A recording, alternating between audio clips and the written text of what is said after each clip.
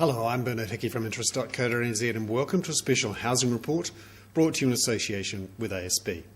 Today we look at the numbers just out from the Real Estate Institute of New Zealand, showing that the median house price in New Zealand has risen again in October to a record $355,000.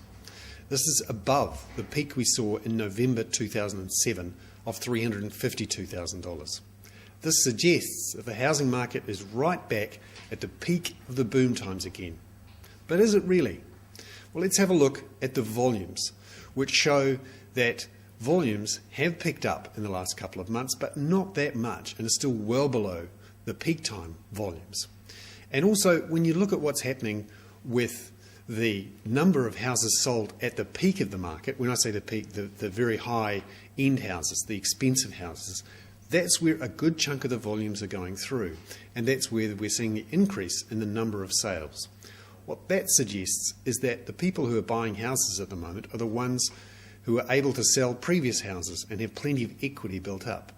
So the number of first home buyers and the number of rental investors who are buying those properties for less than $400,000 is dropping off and remains weak.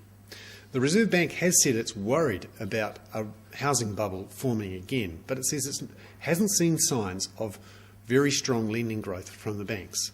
Unlike through 2004, 5, 6, 7, when there really was a boom in the housing market, bank lending was growing at more than 10% per year. Now, it's closer to growth of 2 to 3%. So the banks, although they are lending again, they're not lending willy-nilly like they were before. So what does this all mean for house prices?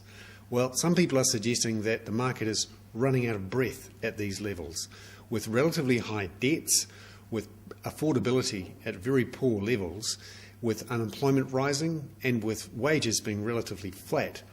A lot of people can't see much room for big price increases from here, certainly not the sort of price increases we saw through the boom of 2004, 5, 6, 7. And can it be sustained as interest rates increase? They are nudging up, particularly for those longer-term fixed rates, and we have to wonder next year, as the Reserve Bank starts increasing the official cash rate, whether the housing market can cope, given that it seems to be running out of breath up at these levels. I'm Bernard Hickey. That was a special housing report brought to you in association with ASB.